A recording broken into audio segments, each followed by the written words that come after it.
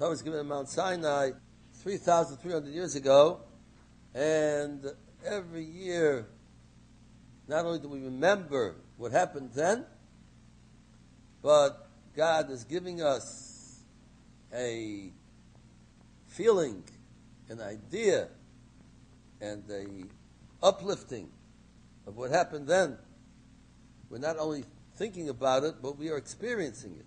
We're going through what they went through in a small way, but it's something that we are gaining from, and not just remembering, but the more we are enthusiastic about Shavuos, and the more that we try to keep it the best way we can according to the Torah law, the more we will be elevated and be able to get higher ideals and ideas and levels of spirituality from this wonderful Yom Tov.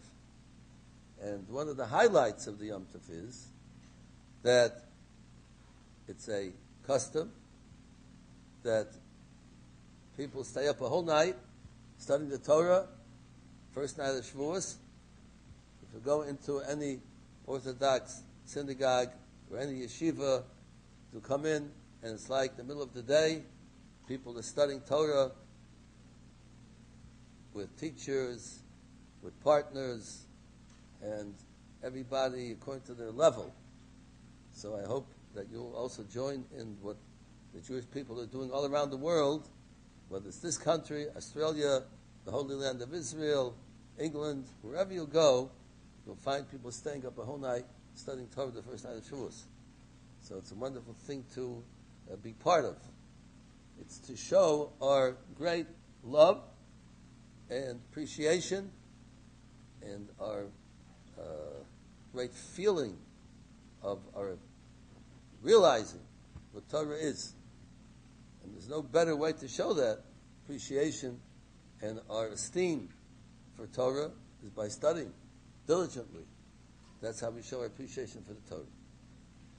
So I think since we're going to start off our program tonight with, and the whole discussion will be about the Torah, getting ready for this great momentous occasion of Shavuos coming up, we'll call on our wonderful artists over here to get us started with the traditional Shehecheyanu, that we thank God that we were able to live. He kept us alive. We started counting the days from the second night of Pesach, and we're counting tonight. We're starting the 7th week. Tonight will be 43 days, which are 6 weeks and 1 day to the Omer.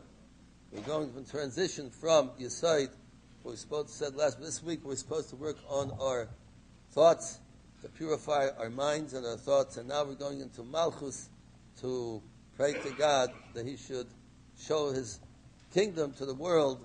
People should recognize that He's the King, that He's the Creator, He's our Master, and we concentrate on this last week leading up to Shavuos, which He showed Himself, revealed Himself on Mount Sinai. The whole world saw that God is the only one, the only power in the world, the Creator, and He is the one who we have to pray to and look up to and realize that we're His people, His children. So this is the last week before Shavuos. We're starting tonight, and we're thanking God that we're still alive. He kept us alive. That's what's going to Shehecheyanu, and we're going into the great holiday of Shavuos. Take it away, poetess.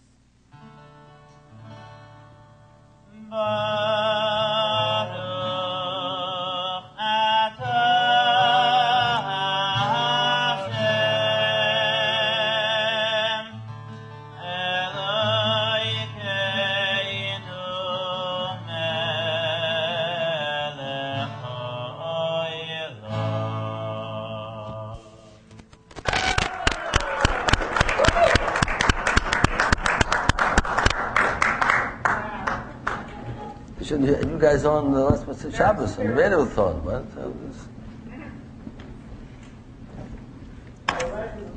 Well, he chickened out. He didn't show up.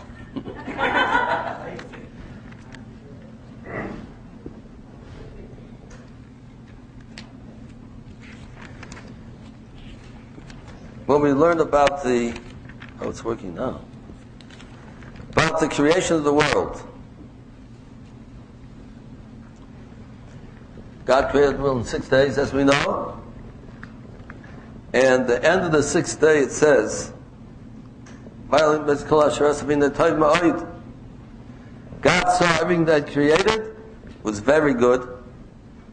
It was evening and it was morning, the 6th day. Ha-shishi. If you know diktuk in Hebrew, hey, it's called hey hayadiyah. The 6th day. All the other, it doesn't say what the hey, it says first day, second day, third day, fourth day, fifth day. It doesn't say the 5th day, the 4th day. But it comes to the 6th day, ha-shishi. The 6th day. That's what we say on aKite every Friday night. And then, the 6th day, everything, the heavens and the earth were finished. What's hashishi? So we have here on our glossary sheet,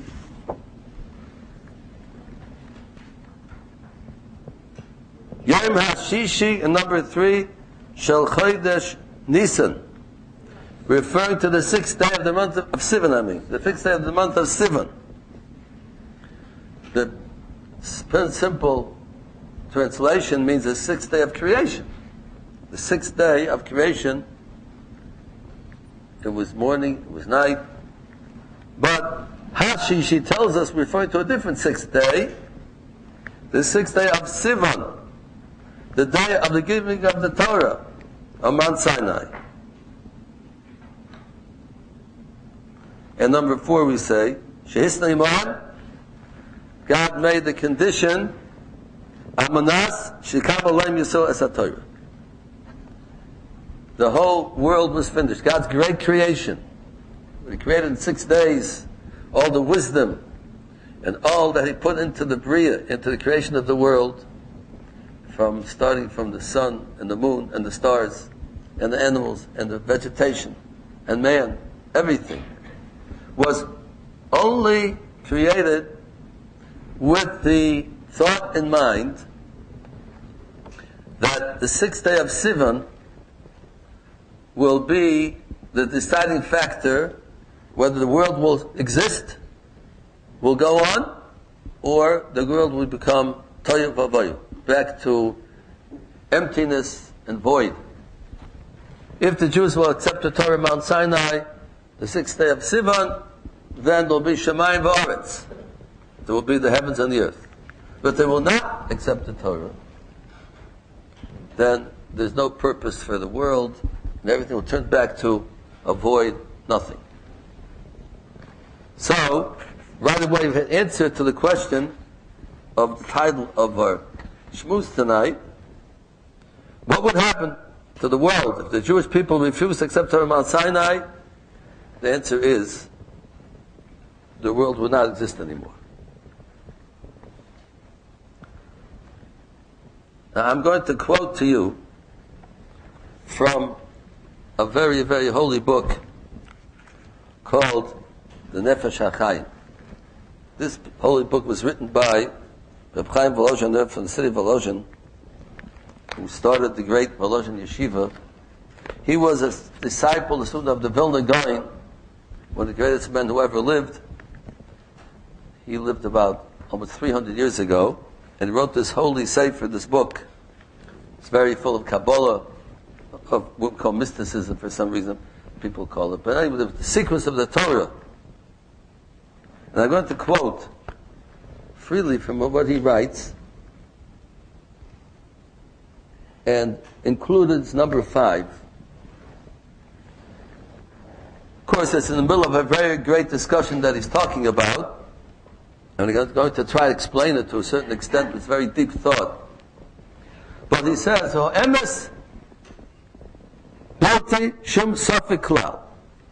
The truth of the matter is, without any doubt, something that the world doesn't realize. People don't realize what he's going to say now. Shemhoya ha'adam kulai mikotza ad kotzeyu poni chas v'shalom af rega echa. If the whole world would be void, empty, from the study of the Torah. Not one person from one end of the earth to the other end of the earth. Nobody been studying Torah at that time, at that second. Which is not impossible for it to happen. People are all over. Some people, that's why God made the world in such a way. When it's night over here, it's day over there. Because people are sleeping now, but they're studying Torah in a different part of the world. What would happen? Kerega hoyu chrovim kol olamus. The whole world would be disintegrate. The upper worlds, the lower worlds, there would be any existence of the world at all. Sounds very alarming and very new kind of concept. Is that how important Torah is? Yes.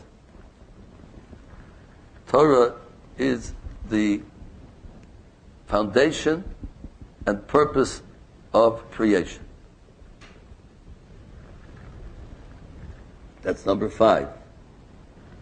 If the world would be empty from studying of Torah, everything would be destroyed and turned back to nothing. Now, why? How do you understand this? This is a Jewish concept. Many places in the Torah we find this to be a true fact. It's not something that he himself all of a sudden came up with. We brought one source from Yom HaShishi, Torah itself. There are many sources. This is not something that one person came up with this thought and decided and came to the conclusion. But there are many sources in Jewish writings that this is a fact. This is what you believe. It's not going to happen naturally because people study Torah all the time all over the world. But just the idea of how important Torah is. So to understand it, I want to come from 2 directions to understand why this is so. One of them is more of a intellectual, understandable one, and one's more of a deep Kabbalistic idea, which I'll try to explain. I don't know if I'll explain it well enough, but I'm going to try to, and if you listen carefully, and I think you'll chop it, grasp it, and I think you'll get a lot of enjoyment realizing what it is. But the number 1,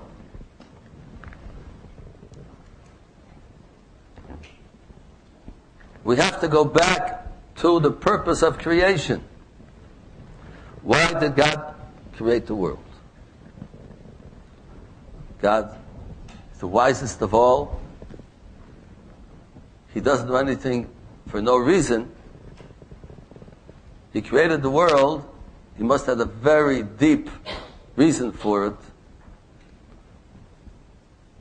Sometimes we look around, we can't understand it. The world seems to be so difficult to understand, such turmoil going on. Pain and suffering. Children being sick. This is God's world. God's supposed to be perfect. Why is this happening? We've had this question brought up here all the time, people asking questions. And what's the end of it all? People die. Nobody lives forever. Well, almost nobody lives forever. A few great people live forever, but very, very few people live forever. So what's it all about? Even those people who, let's say, will find them, if it's possible, they enjoyed the whole life, they had any pain, no suffering, and they had all the money in the world, and all the vacations, and all the food they wanted, everything was fine, lived to 120 years old. But that's the end of it. The whole thing comes to an end. It doesn't last forever. So what's the purpose? Why do we have this whole unbelievable creation, such wisdom, such greatness in the world? But it comes to an end. For us people, us mortals, we'll live forever. So the answer is because God wanted to give people pleasure, to feel good, to enjoy themselves, because God is good and He wants to share His goodness with other people. He doesn't want to keep it for Himself. Even a good person, a rich man, who was a benevolent person, who was a nice person, doesn't want to keep things for himself. He wants other people to enjoy it also. They got this midah from God Himself. God has this midah, this character trait, we could call it. He wants to share the goodness with others, doesn't want to keep it for Himself. So He created people who, being God's creations, they also feel that way. So He created the world to come, the eternal life, which never comes to an end, forever and ever. Eternity, where people will enjoy 24 hours a day, whatever hours mean, whatever days mean, we just use it in terms that we can understand. But eternally, forever, people will enjoy. And what will they enjoy? The best possible. They'll be close to God Himself, and that's the greatest joy and pleasure a person could have. Spiritual joy. What we witness in this world is mainly physical pleasure, but spiritual pleasure way outweighs physical pleasure, mundane pleasure, earthly pleasure. Spiritual pleasure is way above anything we can imagine in this world. We put all the pleasures together in this world, it doesn't come to a mashu, any minuscule of pleasure, of spiritual pleasure. So then the question is, so why did God put us in this world first? Put us right in the world to come. And there we will be able to enjoy what God wants us to enjoy. So there are a few answers to that question. I don't want to go into all of them, but the most fundamental answer is, most simple answer is, because God wants man to earn his reward for the world to come. Not to be like a poor person knocking on the door and asking for a handout. People don't enjoy that. A person who's poor and has to knock on the door and get bread and be a beggar, it's very embarrassing and something a person does not enjoy. And therefore, if God would put us in the world to come, just give us for nothing, we don't earn it, we wouldn't be able to enjoy it.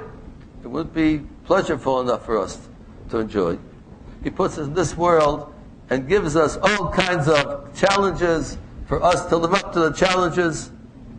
And the few years that we live in this world, whether they're 30, 40, 50, 120, whatever, it's considered like fleeting moments compared to eternity. A person live 120 years. Compared to eternity, which is a million years, a billion years, it's like nothing. So the short time we live in this world, God wants us to earn our reward and pleasure for the world to come. That's part of His greatness and His kindness, because He wants us to enjoy it to the full extent. Therefore, He puts us in this world of challenges, difficulties, physical difficulties, mental difficulties, intellectual difficulties that we have to work on ourselves to understand. And the way for us to be able to meet these challenges, He gave us the Torah. The Torah is the book which guides us, which teaches us the truth, what life is all about, and all the commandments of the Torah and the study of the Torah are vehicles through which we can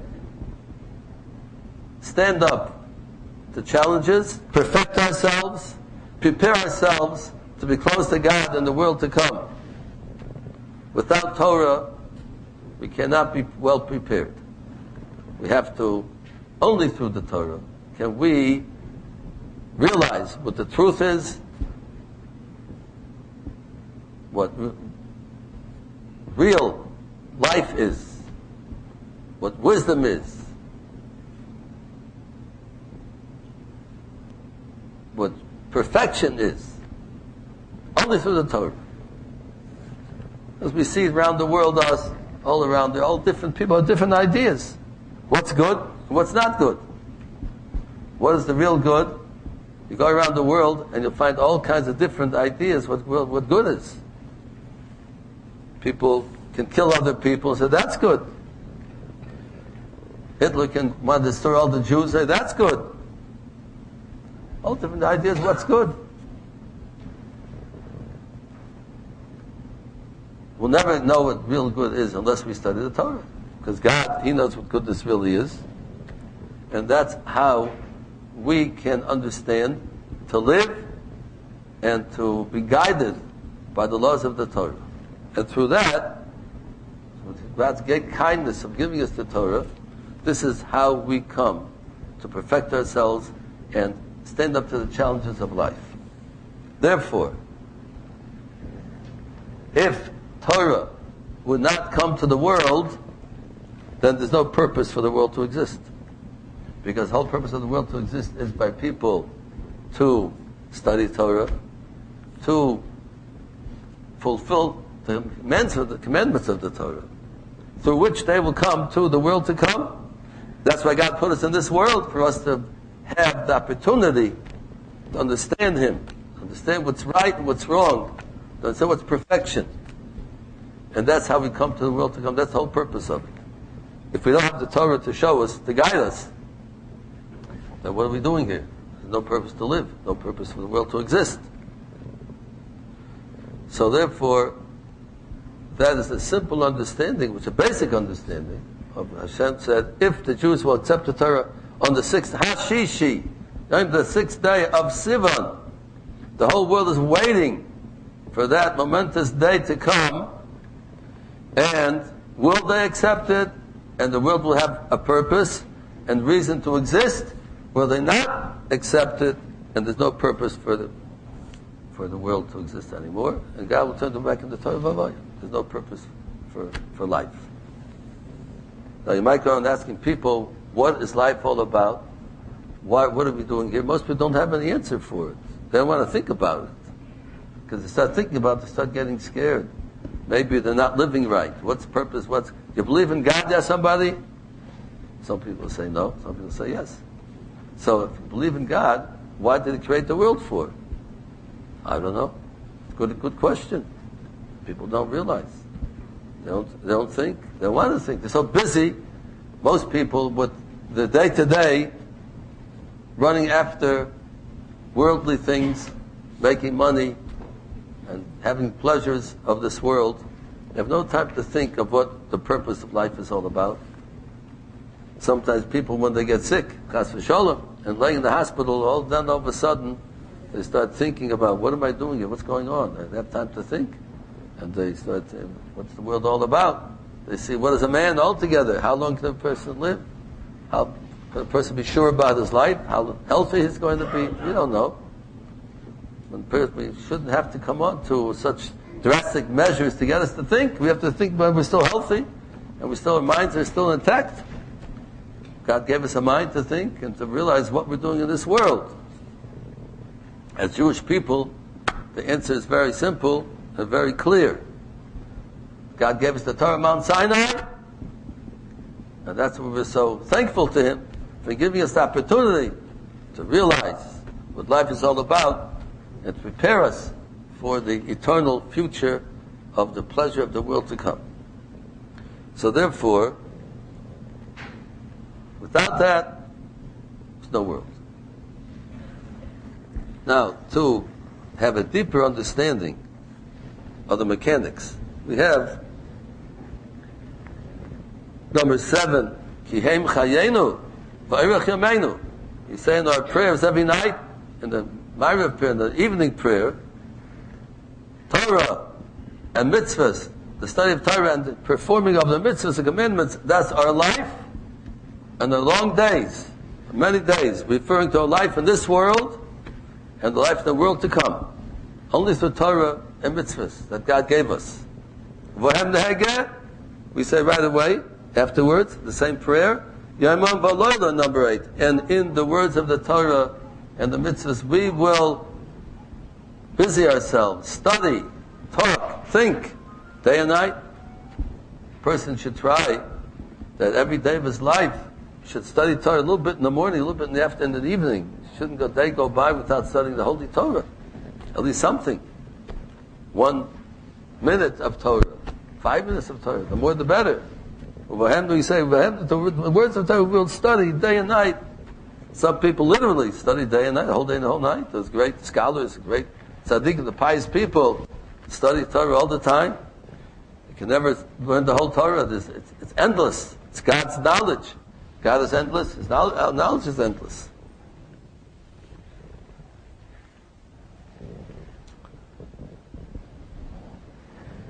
Now this is the concept I want to try to explore now. But I think we come now Chai B'Kayim, alive. Yisrael Chai B'Kayim, Am Yisrael Chai, right? Chayein V'Erech Yameinu. That is our life and our long days. So I think it was very appropriate to sing the song of Am Yisrael Chai.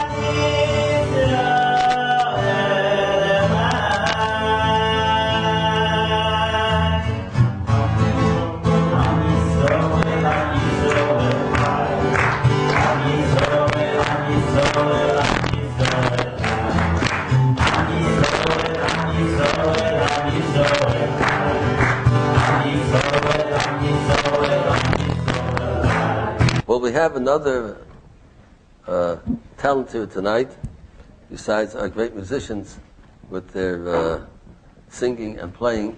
We have our outstanding poetess tonight. That Shifri has a great poem about Shavuos.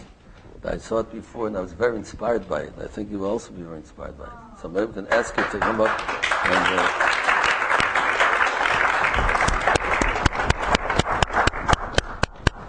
Shavuos, a holiday of joy and elevation, rejoicing in the purpose of our creation.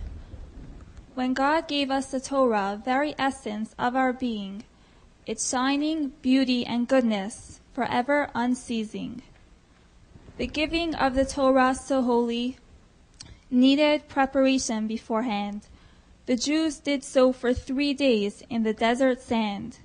Today we have 49 days of the Omer to prepare for the day we receive the Torah, so precious and dear.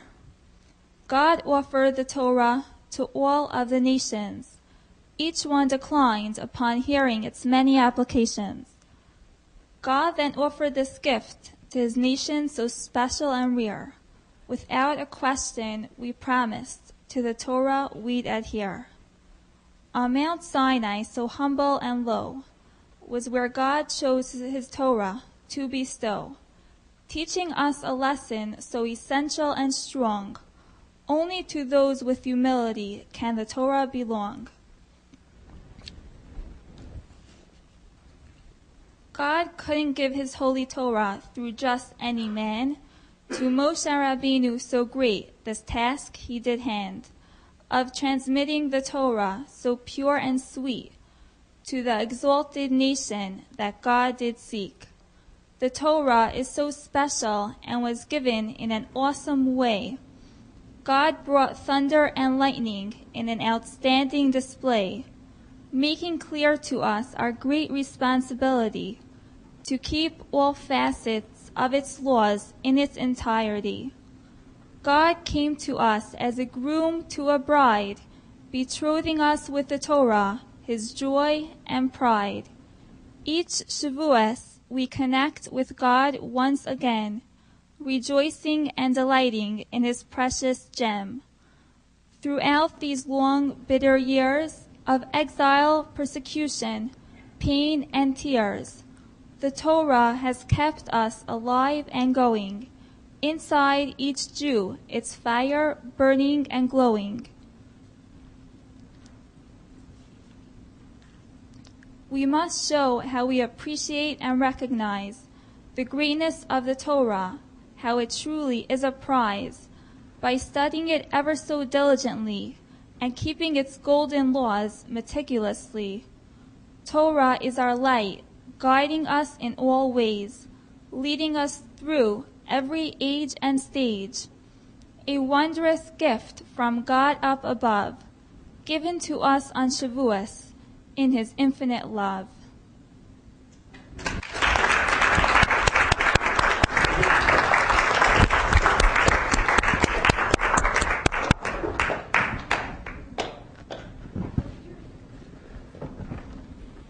Thank you, Shifri. Very moving and uplifting poem. So, what are we take questions now? Okay. Otherwise, we have questions online. Rabbi, you explained why God created this world. So I know you mentioned in the past that God said that the nation of Israel is going to be as plentiful as the stars. Why did God create the stars, the planets? What's the Torah's view of that and life on the planets? Well, what we're told, that the stars, actually, it's connected to what I wanted to speak about. I don't know if we get a chance to talk about it tonight, this whole concept I want to talk about. But putting it concisely and shortly, that God gives over the life of this world through intermediators, but not that they have any power themselves. It's a starts from God, was totally abstract, and through angels he gives this life to the world, which comes down through angels, higher above angels, lower angels, through different worlds, we call them, through different through the stars, finally, the planets, until it comes down to this earth. So God doesn't give it directly to the earth. He's too abstract for us to accept it. So through, called Hishtalshelus, like a chain reaction. It's like a chain, a long chain, that he makes a chain up there, moves it, and the chain, little by little, it vibrates through. And each link in the chain is a different level of holiness, of angels, of come to the stars, and finally into this world. So that's one of the main purposes of God created planets and stars. And again, I have to make very emphatically say that the stars don't have any power in themselves. Only God works through them. They can't do anything by themselves. This is what, years ago, we brought the Rambam, how people started idol worship, because they started thinking that the stars themselves have power, angels have power, so, and they make a big mistake. They have no power in themselves, but God works through them, it's like a chain.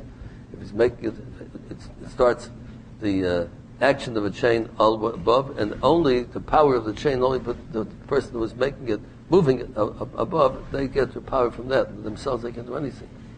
So that is a partial and very important reason of stars and planets. Does the Torah comment on exploring planets outside of our own? Is there any type of guidance there? No, we're not. We have no question. There's no life in planets. God of life is in this world. Only here. And the purpose of here, and that's we concentrate on things way above the stars. We study things of the Sefer that I'm talking about. This Holy Sefer talks about things way above the stars, about angels and spiritual beings. The stars are considered part of this world, part of the mundane earthly world, stars and planets. But there's other worlds, we call them, that are way above spiritual worlds that we study much more in detail than the stars. Thank you. Okay, an online question from somebody who wants to remain anonymous. They go to a lot of weddings, and they notice that it's a woman, and she goes to a lot of weddings. She noticed that women generally dress in dark colors. Is there a reason for that? Is there, the Torah say it's more modest, or is it just a fashion issue?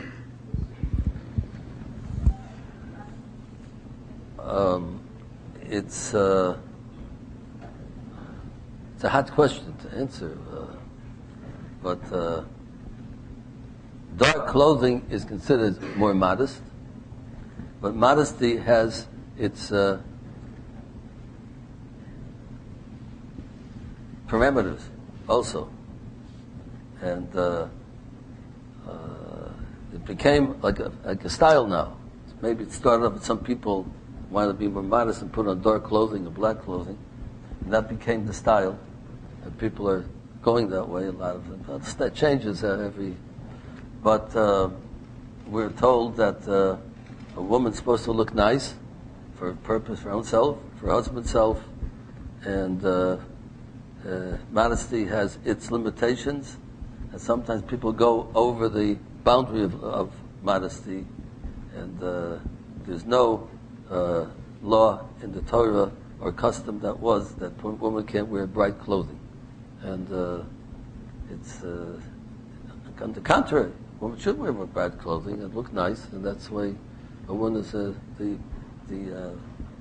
foundation of beauty in the world is a woman, and she's supposed to look nice, not to overdo it. Naturally, keep within certain parameters. That's why in this world we have all kinds of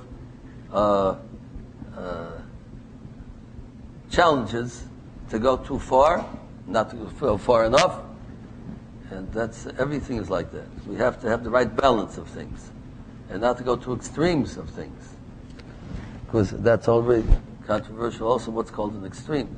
But what we're talking about right now, the women are certainly not told not to wear bright clothing, but they should wear things that attract a lot of attention, dress to kill, like they say, and so on. There has to be a right balance.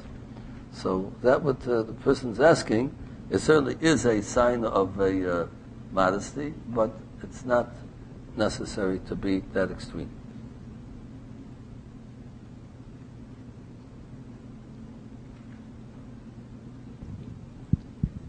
Rabbi, why most of the holidays is it working, the microphone? It is, yeah. Maybe most of the holidays is about 8 days, 7 days, and Shavuot is just 1 day, and here it's 2 days. Well, the 2 days is because of Galut. That's why we keep 2 days. Yes. But Shavuot is considered a part of Pesach. It's sort of the ongoing. The great Ramban tells us that the days between Pesach and Shavuos are like Chol HaMoed that Pesach itself and Sukkot has. So it's considered like the last day of Pesach. It's called like Shavuos because we have a continuation. We count the Omer starting from Pesach until Shavuos. It's considered like almost like one holiday because the whole purpose of going out of Egypt was to take the Torah Mount Sinai. That's why God took us out of Egypt. So it wouldn't be for getting the Torah, the whole Exodus would be for no purpose, not much of a purpose. So, therefore, the climax of going out of Egypt is considered Shavuos, that we accepted the Torah Mount Sinai. So it's all one long holiday. Thank you.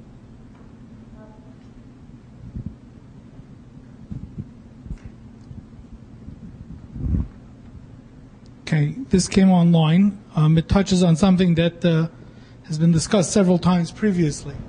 We find that Moshe Rabbeinu refers to the God of his fathers in Shemos,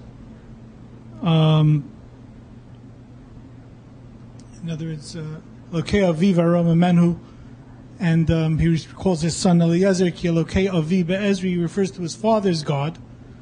But the Torah, it seems that we learn out from in Devarim, where it says that we follow the mother for Judaism. Why is the fellow is asking why we don't learn from that it follows the father? But I think the question really is why we keep on making references in davening to our fathers, okay, Avraham, okay, Yitzchak, okay, Yaakov, and Judaism seems to follow through the mother, matrilineal descent. Why is there a discrepancy between the two? Well, I wouldn't call it discrepancy. First of all, the main teaching of Torah is from the father to the child. The mother takes care of the physical needs of a child. That's her goal in life, to make him ready for the father's teachings of the Torah. Because if you have a child who's not healthy physically or spiritually, I should say mentally or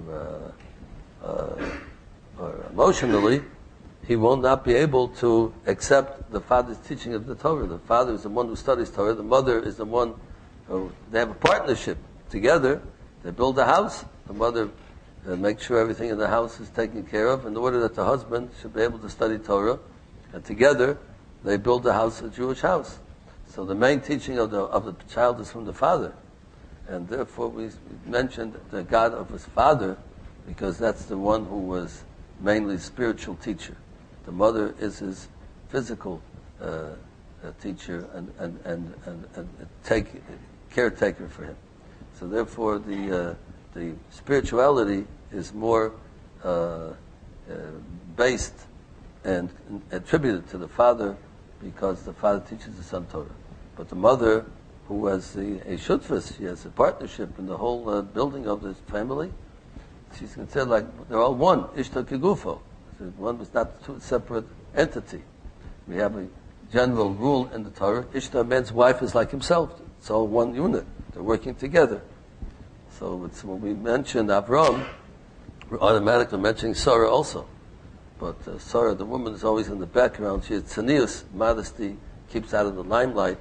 So that's why it's Avram, but including Sarah. When we mention Yitzchak, we're talking about Rivka. When we mention Yaakov, we're talking about Rachel and Leah. That goes together because they're all one unit. We don't mention their name as a matter of modesty, but they're both working together, and that's the role of the father and role of the mother.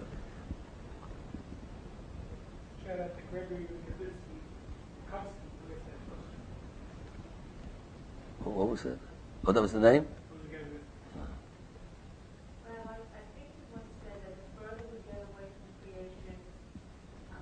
From Sinai. Okay, let's hear the end of the question. I didn't see what you said. Yeah. Before we get that what? Before we get away.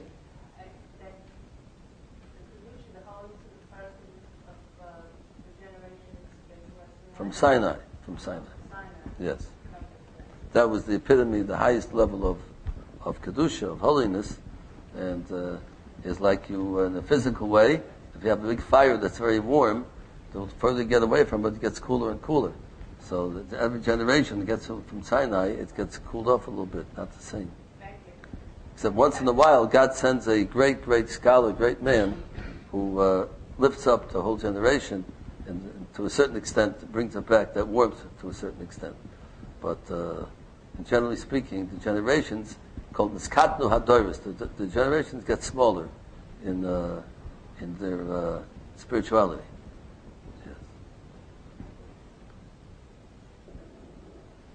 Question: to what extent should a parent have a child help out at home?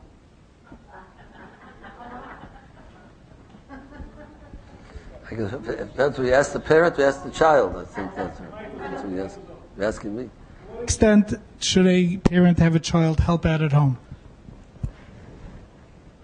Well, they definitely should have them help at home. Besides the practical aspect of it, I mean, you need help, but it's very good chinuch. The child to realize not to be spoiled and everything on a silver plate, and nothing is, it doesn't have to help. It's for the part of the chinuch of a child, the upbringing and training of a child to help and to be a person who will be benevolent and be not live for himself but live for others. So it's important for parents to get the child help and themselves and help other people, help neighbors, and help relatives, and help people who need help. That's part of the chinuch of the parent should train the child. But it should not be done, again, there has to be a balance. Some parents get too carried away and they start expecting the children to do all kinds of things beyond what the call of duty is and more than the child is appreciating. And sometimes it causes a rebellion from a child if you overdo it and push the child too much. So it has to be the right kind of balance. It definitely has to be part of the Jewish home. The children have to learn to be chesed, to do kindness, and help out, and feel responsibility. And it's all part of growing up, but not to the extent where they'll resent it and rebel against it. Then you have to lay off and have the right balance. Any other questions in the room?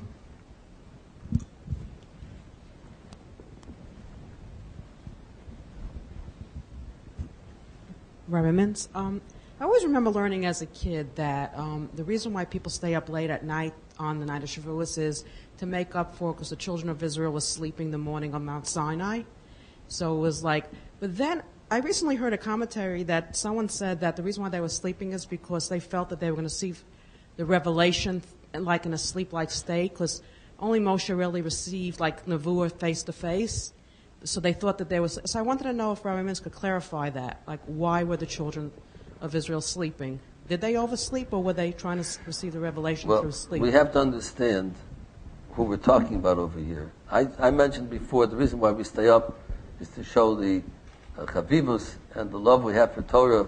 And therefore, we give up a night's sleep to show our gratefulness to God and how we have the high esteem for Torah. I didn't mention another reason, which that's the usual reason given, but we have to understand when we talk about it, it's called the Dar HaMidbar, it's called the Dar Deya. The generation who lived in the desert, who went through the desert for those 40 years, called the Dar, the generation of knowledge. They were the greatest people, We're talking about they overslept. We're not talking about somebody sleeping and all of a sudden, hey, the alarm comes, hey, we got to go to Mount Sinai, everybody get up. There wasn't anything like that at all. We're talking about one minuscule of maybe something that they, according to their greatness, they were so great that they were not fastidious enough and quick enough to go to Mount Sinai, according to their greatness. Something if we did that today wouldn't even be noticed. Wouldn't even have any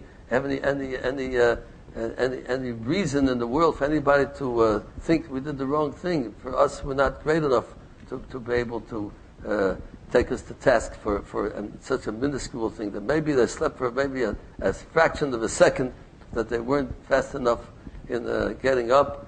So according to their greatness and according to the great things what's going to happen to them, the greatness of giving the Torah, there's something there that wasn't like it should have been. And but we shouldn't think about it. They were sleeping, didn't get up, and let's not look at them like that. They were great people, and they were up, and they were there, and they were ready, and they were enthusiastic. There was something, a light missing that not even off the radar. We wouldn't even be able to notice it.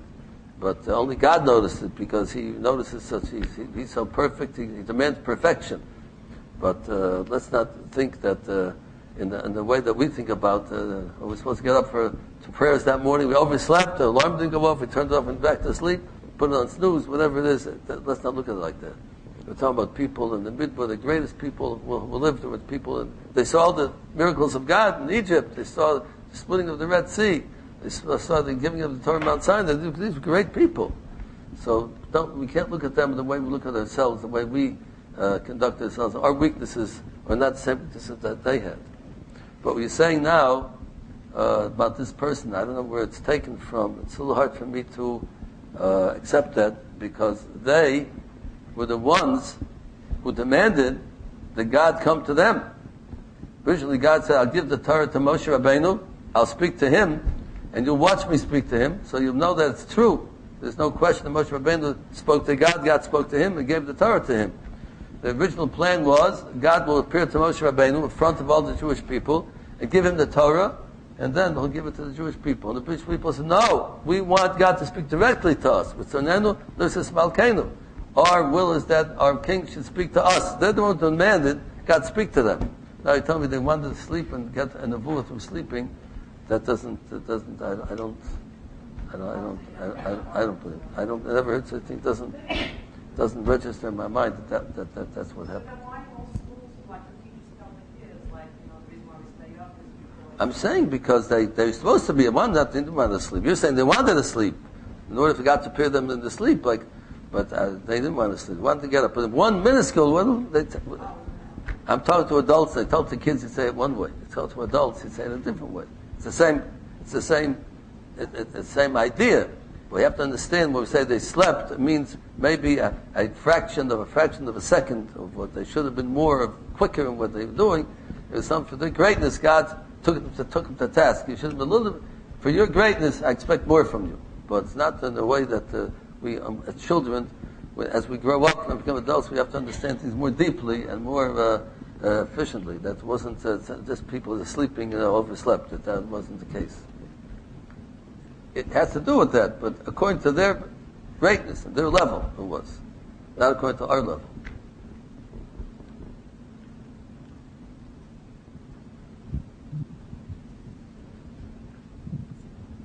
On? Okay. I just want to know, is there a reason why there's flowers? We always get flowers, and we see in the shuls a big bouquet of flowers on the bima. Well, it's interesting that the Jewish people used to take trees into their house. And when the non-Jewish people have trees on their holiday, it was taken from the Jewish people, because we used to take trees on Shavuos into the house. Like most of the things that they do is taken from us naturally. Palm Sunday, it's from the Lulav, except they got mixed up, because it's Sofi Sukkot, not Pesach, it's not Palm Sunday. But all their baptizing has to do with the mikveh. I mean, everything that they do is taken from the Jewish people. So trees used to be taken into the house on Shavuos. We used to take trees into the house. The reason for that is because the holiday of Shavuos, we is told that there is a mishpat, a judgment. We look at Rosh Hashanah as the day of judgment. But the 4 days of the year, 4 holidays of the judgments, one of them is Shavuos, a judgment on how many fruits will grow in the trees on Shavuos. Because it's the time that the ripening of the fruits start ripening in the land of Israel, and there's a judgment on the Pesach, there's judgment on how much grain will grow, because that's when the grain starts growing. On Sukkot, there's a judgment of how much water there'll be in the world. That's why they have Nisach HaMayim, where they pour water in them.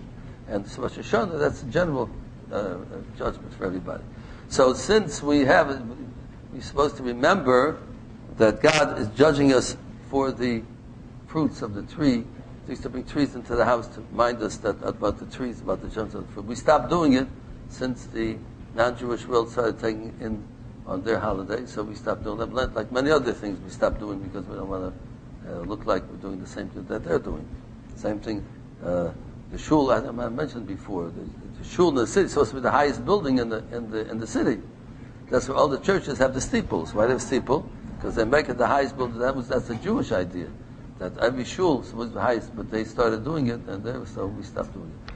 But those type of things. But the flowers and the plants, they represent, because near Mount Sinai was in the desert, Mount Sinai, but there was vegetation that grew around Mount Sinai. There was like a miracle. There wasn't an oasis in the desert, but around Mount Sinai to show that Torah gives life, where the Torah was given in the desert, but around Mount Sinai grew flowers and grass, and to show that even though a person might feel that he's dried up and he's finished and he has nothing more left in his life anymore, we tell him, no, you're alive, you can come back. study Torah, do mitzvahs, you'll come alive again. So Torah gives life. So therefore God made it grow all the vegetation around Matzah. So remembrance of that vegetation, that's why we bring into the house flowers and plants. That's what we do.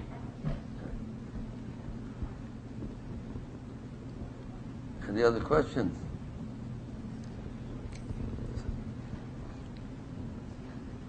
There's a question. The average person who's, between Pesach and Shavuos, we're supposed to prepare for Shavuos, whatever it is. The average person doesn't do very much to prepare. The what? The average person doesn't do much to prepare, or they're not so observant. How should they go into Shavuos? What should be their attitude? The person who's not so observant, how should they go into Shavuos, and how does Shavuos relate to them? How do they relate to Shavuos? Well, it says a question of a wise man is a half of an answer. They should get on the horse and start doing something. It sounds like they know he's supposed to do something. So I would advise them to take one of the books that talks about elevating ourselves. And now it's 1 week before. We had 7 weeks to work. The last week is now upon us. So try to do something. Get online and go on Oorah and hear some good speeches, or Sameach, or Esha Torah. There's so many good Torah studies online. Or go to your local rabbi and hear a speech that he gives. Take out a good book. And there's so many good books on Judaism and all different topics in order to prepare. It says, like the person knows he's supposed to prepare, but they haven't done it. So do it. Understand what are you supposed to do? That's still another week left. Torah was given for everybody, for every Jew. How should a person like that prepare? Everybody according to their level of understanding to do something to prepare.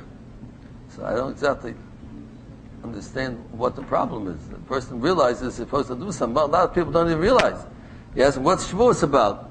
Shavuos? Some people don't even know what Shavuos, never heard of Shavuos. So our great dismay and a great concern, a great pain. You talk about Pesach Sukkot. They used to see, we used to see down the street somebody made that funny looking building on Shavuos. Who heard about Shavuos? Cheesecake. Oh, cheesecake. Yeah, cheesecake. Blintzes. Then they remember something about what they did. But, to our great pain, many people don't even know what Shavuos is all about. So, it's something that's it. For the Jewish people, Shavuos, Torah, that's Pesach, that's Sukkot, that's everything, Torah. But since it doesn't have that, stay up all night and study, they're not holy by a lot of people. It's hard to stay up all night. But it's something that we got to try to get the word out, and people should realize that the Shavuos is just as important as any of Pesach or Shavuos or Hanukkah or Purim. It's just as important. Rabbi, at the radiothon that Oorah had Saturday, I noticed that there was one room for the women to answer phones and then another room for the men to answer phones. Yes. Why were they separated it's like a business, and men and women work together, but why were they separate answering the phones? Well, they have that separation every day of the year, that they have one place where women work and one place where men work, and that's even though many things they have meetings together or emails together, they send to each other, but as God-fearing traditional Jews, we separate men and women because we don't want the togetherness to make any problems between them, but getting too close to each other and talking too much to each other and so on, because we realize that men are men and women are women, and we don't want. I understand the separation, but they were working and well, while you're working together in a store, you'll see women sales. Yeah, well, it depends on the circumstances. But here, it's possible to separate, so we separate. There's no law against it, but as human beings realizing the weaknesses of man, we try to separate men and women, that there shouldn't be too much of every day coming together, day after day, a whole day together. Some people get too friendly with each other, and it causes problems. We know plenty of problems come from people working in the workforce. We know unfortunately, how many marriages are broken up from the work for people from their offices, and they get close together. We know how many pain and sorrow causes men and women together the whole day, and they start being too close to each other, and families are broken up, and the hearts are broken because they are together, and therefore we stick to the old ways. In the old times, it was like that also, even by the non-Jews. If you look on the old ferries, I don't have them around anymore. I first came to Staten Island. Men, women on the ferry boat, they were separate. Men and women separate on the ferries. Public schools, boys, girls. It was recognized. In the workforce also, they used to separate them too. But today everything we have on a sick society today, all the terrible things are happening. So people don't want to recognize that and don't want to recognize their weaknesses, so they chalk it up to modern, all kinds of words. But a lot of difficult, bad things are happening with the mixture of men and women together. That's the Torah tries to keep it away.